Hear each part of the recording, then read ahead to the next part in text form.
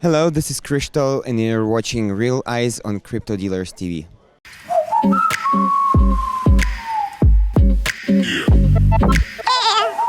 Yesterday, when I was speaking with a lot of guys from the conference, with a lot of attendees, with a lot of speakers, about the questions, which question you will ask Satoshi Nakamoto, and so on and so forth. We ran so deep with Mr. David Lee, you can't even imagine. So I asked him to give me an interview under the Real Eyes program on Crypto Dealers TV. So thank you so much for attending. Thank you very much for having me here. Unfortunately, I haven't been on your speech, but I know that a lot of people were even coming to you and saying that your speech was very good. Can you tell me in few words, what were you talking about? Yes, my speech was about the token economy, whether it makes any sense to tokenize the economy itself. And I think the message that I was sending out in yesterday's talk was that there's a lot more than just speculating on cryptocurrency. I make a few statements that I think ring with many of the listeners over there. And one of the major points I've been talking about is that a blockchain is not really a blockchain unless you have a token. And I think that statement have a lot of people thinking what I was trying to say. And the speech was about blockchain being a very inefficient ledger, because being a centralized ledger is always more efficient. And blockchain being decentralized, you have to have P2P communication, you have to form consensus, you have multiple copies for storage, so it's inefficient in many aspects. So the question yesterday I was trying to answer was that why is it that everybody is so crazy about a ledger which is inefficient? And the answer lies in the fact that token is very important for the crypto and the tokenized world, because it is about incentive system. And I was saying that in terms of production efficiency, we now have the cheapest factories in the world that can produce faster, better, and cheaper.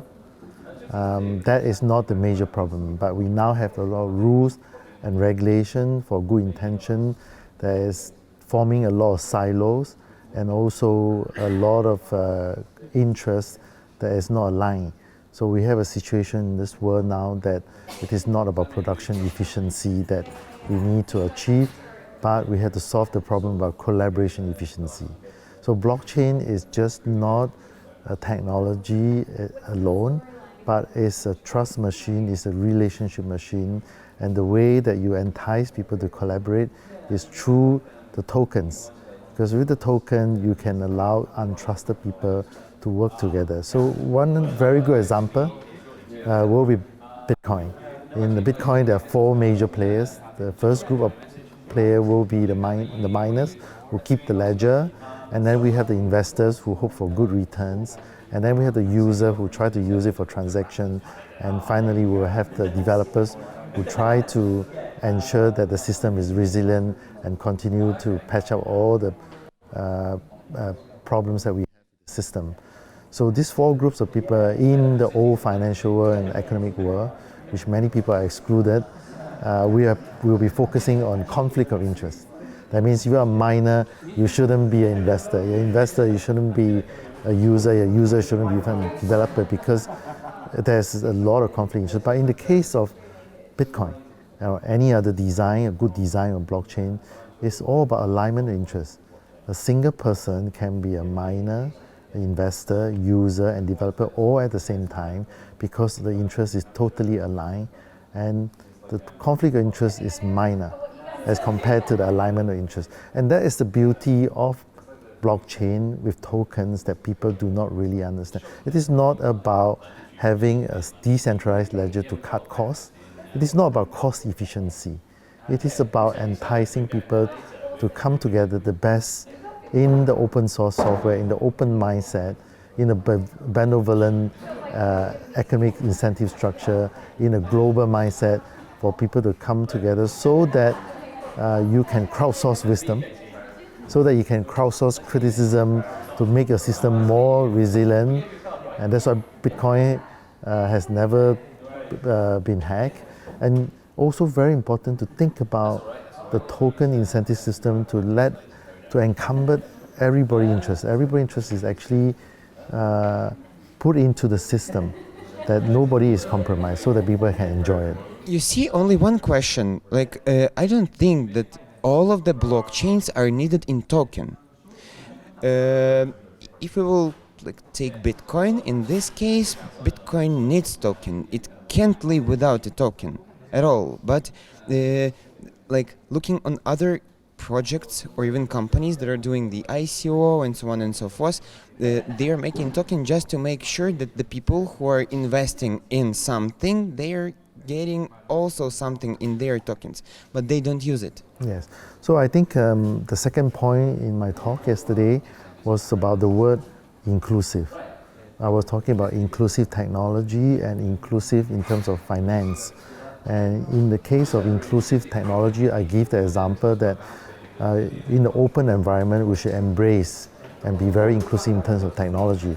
So those technology that, especially blockchain, we are now seeing chain within a chain, we are seeing side chain, we are looking at atomic transfer, we are looking at blockchain talking to blockchain. The future about blockchain is inclusive blockchain. And inclusive blockchain means that I have given an example that you can have a blockchain design. Yeah, that's what we were talking about yesterday with you. I was amazed. Yeah, you have to use the best in the private blockchain, use the best in the consortium blockchain, use the best in the open blockchain, and use everything at your disposal to have a business model that can serve people that is not being served at this moment. Because once you go offline, you will need to look at onboarding, identity, and a lot of people are not being served because we are not inclusive. And not only not inclusive in terms of finance, where the banks don't serve them, but also that being a technology people are talking about my blockchain, your blockchain. Imagine the world where the EOS combines with Ethereum. Yes. It's impossible. Yeah, so it's important for people in designing blockchain to think about giving people choices. It's important to make sure that fork are possible, so that if I want to fork a blockchain, I can do it because you respect people's choices. Because in blockchain world, we respect people's choices. It's a privacy that we want to have, and at the back of privacy is about human dignity. So you need to protect human dignity. That's why we are protecting privacy. And to do that, you have to design blockchain which is inclusive. And there's nothing such as my blockchain or your blockchain. It's a community blockchain. It is not your project. It is not my project. But it's a blockchain for the community. That is the blockchain spirit that we are talking about. How do you think? Could it be in next way in the future? I think, or even I suppose, that all the people and all the jobs and all the things that they are doing, it will be tokenized and will be combined in one big. I don't want even to say the marketplace. I hate this word, because marketplace, for me, when I'm hearing the word marketplace, I'm always want to add word scam. So let it be like a bazaar, okay? This word, I think it suits much more better for this. So how do you think it will be in this way or not? Will all of the things, or would all of the things be tokenized, just to make sure that all of the blockchains can work together under one space? Yes, I think that is the future, because if you go back to the history where we have the barter trade, that is where people are trading.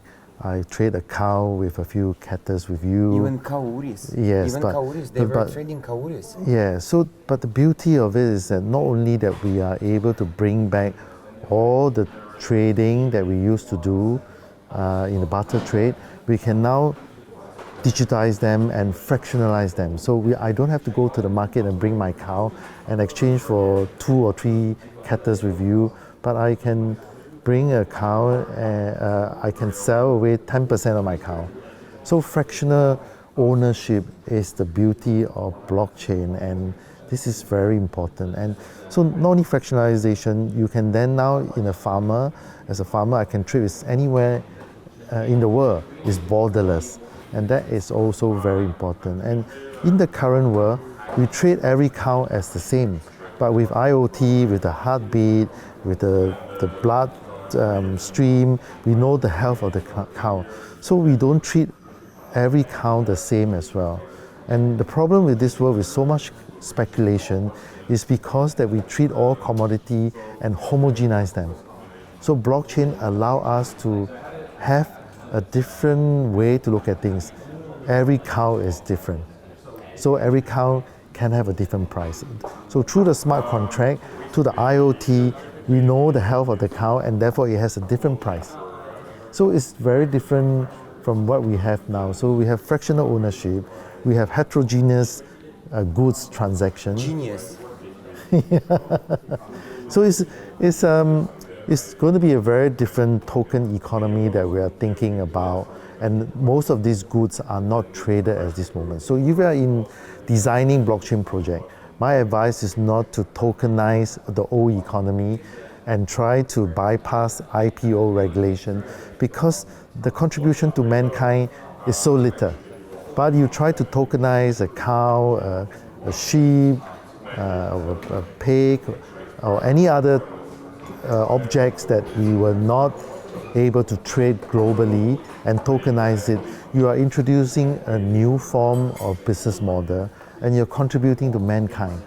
And a lot of people in the world, 70% are excluded from our financial and our economic world. So we got to bring them back to our system. And the way to bring them back to the system is through blockchain. So this is the point. This is the point. I have never heard like such a great, understandable things and the right things in this way. Never.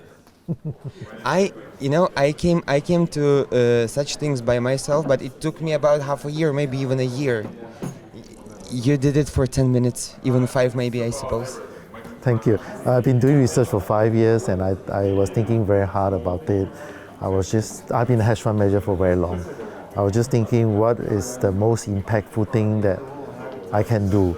But without blockchain, I don't think we can do any of this. So I think the value of blockchain is a lot more than most regulated things, because now we are swarmed by all the noise about speculation rather than what the technology can do. So I hope that all these messages that we are sending to the regulators, to the government, and let them know that we really need to include this 70% of people who are outside the financial economic system. We need the government, we need the regulator, we need the policy maker to work together and see how we can use the technology to save the world, for carbon trading, for environmental protection, for financial inclusion, to have a major, for refugee, for identity, to have a real impact of the world. We now have the technology that we never used to have. And I've seen people in the villages, they have no water, they have no electricity, but they have a handphone. So give them the blockchain, give them the token, give them the handphone, and they can reach the world. And this is where we can make it as a bigger and better and growing world and sustainable. So this is very important to get it out there. And also one more point I want to say this, which I say it very briefly, is about using technology, because with AI, what we are having now is a situation that we have a lot of smart city. We have a centralized control, and we have a single point of attack. So if I were somebody who wants to control the world, I can take over the centralized control of a smart city, and I can turn all the buses, autonomous buses, everything into autonomous weapon. So this is something which is very dangerous. We need to increase the cost of hacking. And we have Zcash, zero knowledge, and we have a lot of other technology which are rejected by a lot of government. They don't allow Zcash to list in the exchanges or accept Zcash. But the technology of Zcash is about blocking the signal from the AI. Because by blocking the signal from the AI, if we have a programming error, the AI can control the whole human race. We need to block the signal from the AI. We need to have decentralized blockchain and storage and decentralized control so that the cost of hacking is very high to protect mankind. So you're afraid that the AI can harm on the humankind? Well, I'm afraid that we always misconceive that we are sitting here and having all the robots serving us and taking away our job. But that may not be the case. It may be the case that the robot are sitting there and we are the slave to the robot because we either have a programming error or somebody who can control the world through the AI. But we have the all the people, they are having mind and undermind. Robots don't have undermind, and I think that every of people sometimes they are having like a great bright ideas, like a lamp, like bingo, I did it. I know, wow, it came, I don't know from where, but it came. Robots can't get the information from the undermind to the mind. And in this case, I don't think that AI will beat the humanity or will cause something to humanity. Yes and no, but if one person can control the entire system, there's a single point of attack, then it's very dangerous. We will have a situation when one person can control the entire connected virtual world, IoT world, as well as all the big data. So that is something that I think in this case, so you have to have decentralized so that we empower every nodes and all individual to have independent decision making, because the most important thing is that to give people choices. The most important thing to respect people's privacy. The most important thing for us is to maintain the dignity of the mankind. So I think human dignity is what the crypto world is thinking about. It is not about just speculation. We need to protect human dignity. Wow, David, thank you so much. Thank you so much. Thank you. Yeah, high five. Thank you.